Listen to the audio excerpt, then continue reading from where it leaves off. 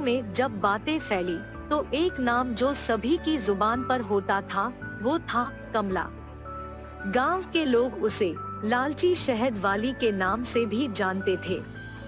कमला गांव में एक पुरानी और अकेली महिला थी जिनकी बुढ़ापे में लालसा बढ़ गई थी और वह बाजार में अपने खुद के शहद का कारोबार करने लगी थी। गांव की चौपड़ में रोज भीड़ लगी रहती थी क्योंकि यहाँ की सड़क गांव की व्यापारी जिंदगी की गति दिखाती थी। रोजाना यहाँ विभिन्न विक्रेताओं और खरीदारों का आना जाना रहता था। लोग अपने अपने उत्पादों को बेचने की कोशिश में लगे रहते थे। गांव की यह व्यवस्था एक बड़े बाजार की तरह ही काम करती थी, जहां हर एक विपणन कर्मी ने अपने उत्पादों को बेचने का प्रयास किया करते थे।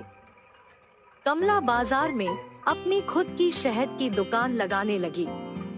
वह जंगलों से शहद खरीदकर बाजार में बेचती थी, लेकिन उसकी खुद की खोज में लालसा इतनी बढ़ गई थी कि उसने खुद की अच्छे शहद की बजाय अन्य खराब वस्तु के साथ मिलाकर बेचने की शुरुआत कर दी। गांव के लोग कमला की शहद की दुकान पर शहद खरीदने आते थे। वह उनके सामने मिले खराब शहद के डिब्बे खोलती और उनसे कहती, देखो यह शहद बहुत पुराना है, गुड़ नहीं है। मैंने इसकी कीमत भी कम कर दी है, आप इसे सस्ते में खरीद पर विश्वास कर लेते थे और उसके बताए दाम पर शहद खरीद लेते थे।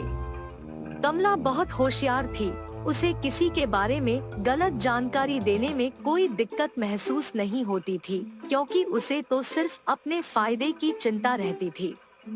कमला का दिन कुछ इस तरह गुजरता था। वह सुबह सुबह उठकर जंगल में जाती और खराब शहद को अच्छे शहद के साथ मिलाकर डिब्बों में डालती थी। फिर बाजार में आकर उन डिब्बों को बेचने का प्रयास करती थी। गांव के लोग उसकी बातों में आकर उसके खराब शहद को खरीद लेते थे। एक दिन बाजार में विभिन्न विक्रेताओं के बीच बातचीत हो रही थी। कुछ लोग कमला की दुकान के खराब शहद के बारे में बात कर रहे थे। एक व्यक्ति ने कहा, आखिरकार ये कमला किस तरह से बिना किसी को पता चले अपने खराब शहद को बेच रही है। उसका यह काम बहुत ही अच्छे तरीके से हो रहा है। दूसरा व्यक्ति ने उत्तर दिया, हाँ तुम सही कह रहे हो। उसकी चालाकियां अब सभी के सामने आ गई है। उसने लोगों की विश्वासघाती की है और उसकी कमाई बढ़ गई है। कमला की दुकान में गांव के अन्य लोग भी आकर शहद खरीदने आते थे, लेकिन वे नहीं जानते थे कि उन्हें खराब शहद बेचा जा रहा है। कमला की चालाकियों के कारण वह गांव के लोगों की शहद की मांग को पूरा नहीं कर पा रही थी, क्योंकि उसके पास सिर्फ खराब शहद ही था। गांव के लोग धीरे धीरे कमला की खराब शहद के बारे में जानकारी प्राप्त करने लगे थे। एक दिन गांव के अन्य व्यापारी ने कमला की दुकान में गुप्त रूप से गया और उसकी खराब शहद की बात जान ली। व्यापारी ने गांव के लोगों को सच्चाई बता दी। गांव के लोग बहुत ही गुस्से से कमला की दुकान पर आए और उससे खराब शहद की बजाय अच्छे शहद की मांग की। कमला ने गांव के लोगों से माफी मांगी और उनसे वादा किया कि वह खराब शहद के बजाय असली और अच्छा शहद बेचेगी। गांव के लोगों ने कमला को माफ कर दिया और उसकी दुकान पर आना बंद कर दिया। कमला ने उस पल से सबक सीखा कि लालसा और बड़े बड़े वादों से किसी को धोखा नहीं दिया जा सकता। गांव के लोगों ने भी सीखा कि बड़ी बड़ी बातों के पीछे न जाएं, बल्कि सच्चाई का पता लगाने का प्रयास करें। यह कहानी हमें सिखाती है कि लालच और गलत रास्ते चुनने से हमारा जीवन मुश्किलों में पड़ सकता है और सच्चाई को पहचानने से हम गलतियों से बच सकते हैं। रतमा नारियल की बंडी ढकेलते हुए सारा गांव घूमती है। कोई भी उसके पास नारियल नहीं खरीद रहा। उस गांव के सारी गलियां ऐसे घूमती हैं कि उसके पैर भी थक गए। का बेटा, माँ भूख लग रहा है माँ, ऐसे पूछने पर उसे रोना आ जाता है और रतमा को पता नहीं चलता कि वो क्या करे। तब वो एक जगह उसकी बंडी रोककर एक नारियल काटकर, आज के लिए खाकर अपना पेट भर लो बेटा, कल अच्छा खाना खिलाऊंगी, ऐसे कहकर अपने बेटे को देखते हुए अपने जीवन को कोसती है। मगर वो दोष किसको मानेगी, रत्तम्मा को समझ में नहीं आता। एक समय में रत्तम्मा बाकी गांव वालों की तरह ही छोटे मोटे कूली का काम करती थी, लेकिन उसे लगता है कि उसे उसका मेहनत का फल नहीं मिल रहा। इसी दुख में वो दिन गुजारती थी। कुछ ही दिन पहले रत्तम्मा का पति पी पी कर मर गया। घर के सारे पैसे वो अपने दारू में लगा दिया और घर में एक फूटी कौड़ी भी नहीं है। इसीलिए रत्तम्मा को क्या करे ये पता नहीं चल रहा था और उसे इसी बात का डर था कि वो अपने बेटे को कैसे पढ़ाएगी। एक दिन वो अपने घर के बरामदे में बैठकर यही सोचती रहती है कि वो पैसे कैसे कमाएगी। तभी फैसला करती है कि वो एक छोटा सा व्यापार करेगी। इसी सोच में वो जब सर उठाकर ऊपर देखती है, उसके घर के ठीक सामने मौजूद एक नारियल का पेड़ उसे नजर आता है।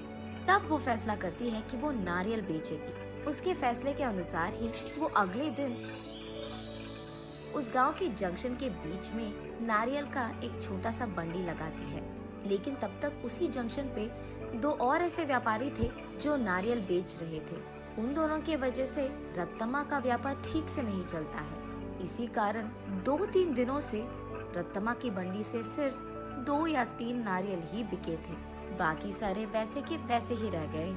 ये देख निराश होकर रत्तम्मा ये फैसला करती है कि अगर वो गांव के सारी गलियां घूमकर बेचने की कोशिश करेगी तो कम से कम कुछ तो बिक जाएंगे। तब जाकर वो ऐसे गलियों में घूमती रही। आंखों में से निकल रहे आंसू को पोंछकर वो बस अपनी किस्मत को कोसकर घर जाने ही लगती है कि बीच रास्ते में उसे एक पाठशाला नजर आती है। उस पाठशाला के बच्चे वहाँ बेच रहे स्नैक्स को देख उस दुकान के चारों ओर घेर कर उनको खरीदने लगते हैं। ये देख रत्तम्मा का बेटा ऐसे वो भोला बच्चा तभी अचानक रत्तम्मा को एक अच्छी योजना सूझती है। तब वो उसके बेटे से ऐसे कहती है, हमारे पास उसको खरीदने के पैसे नहीं है बेटा, लेकिन घर जाते ही मैं तुम्हारे लिए एक बहुत अच्छी मिठाई बनाऊंगी, ठीक है? चलो हम अभी घर चले जाएंगे। घर आते ही बचे नारियल में से कुछ ही को काटकर उनसे कुछ मिठाइयाँ बनाती है और उन मिठाइयों को अगले ही दिन उस पाठशाला के पास बेचने लगती है। उस दिन तक किसी ने भी नारियल से बनाए हुए मिठाई को वहाँ पे नहीं बेचा था, इसीलिए पाठशाला में मौजूद सारे बच्चे एक ही बार में वहाँ आकर सारी मिठाइयाँ खरीद लेते हैं। बस रत्तम्मा की खुशी का कोई सीमा नहीं।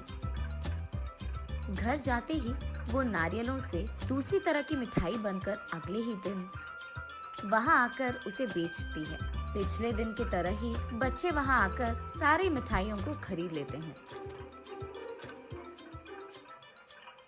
लेकिन कुछ बच्चे ऐसे पूछते हैं, आंटी कल जैसे मिठाई नहीं है क्या?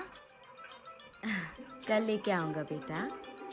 ये कहकर घर पहुंचते ही अगले दिन के लिए नारियल से ही 2-3 प्रकार की मिठाइयाँ बनाती है।